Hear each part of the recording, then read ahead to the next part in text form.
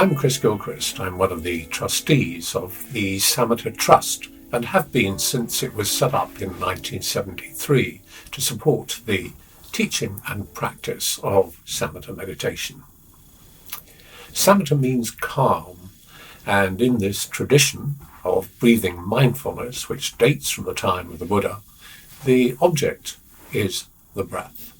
So unlike many other forms of practice where there are mantras, phrases you repeat, or visualizations that you have to learn, all you need in Samatha practice is a commitment to bring your attention to the breath. So it's a relatively simple form of practice, and one that goes back at least 2,500 years. I came across the practice in my time at Cambridge University in the late 1960s.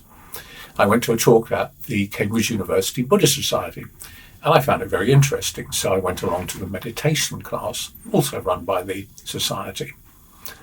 Now, this was in the late 60s, and there were a lot of flower children around, and there were some pretty flowery gurus too, if you remember the great Maharishi himself, garlanded with flowers, long flowing locks, and a twinkle in his eye, who taught the Beatles meditation, supposedly. So I was a bit surprised when I turned up at the meditation class and found that the chap teaching it, called Nai Boonman, Punyathero, was a small Thai gentleman wearing a very traditional English three-piece suit with shined black shoes. To be honest, he looked rather more like a bank manager than he did a meditation teacher. I found this oddly reassuring.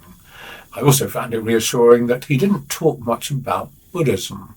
In fact, during the meditation class, he focused almost entirely on the problem of stilling the mind, because stilling, calming, is what Samatha meditation is in its initial stages all about. And what happens when you try and turn your attention to the breath is that you become distracted, and all kinds of stuff comes up, which come under the label of the hindrances. And Boonman's talks were largely about dealing with the hindrances. So I went to the class when I was at Cambridge, and when I moved to London after leaving university, I set up a class for Boonman there, which he taught for several years, though he continued to teach in Cambridge as well. Nai Boonman got married and returned to Thailand in 1974 to raise a family and to work in his family business.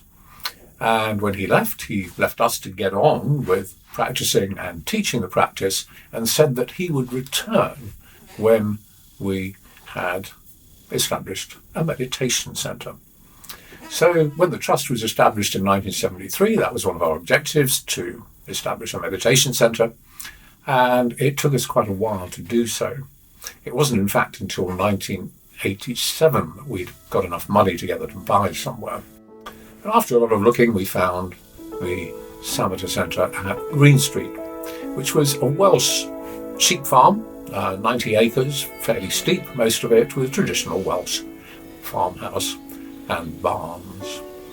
So we originally converted the house to accommodation, then we took down the old barn and built a rather fine meditation hall, all mainly practitioners in the Samatha tradition. We did most of the work ourselves. And today we have a centre which can accommodate about 24 people, and we hold many meditation retreats there. By 1996, we got the place in a sufficiently good condition that we could have a formal opening, which we did, and Nai Boonman came back from Thailand for the first time since he had left in 1974.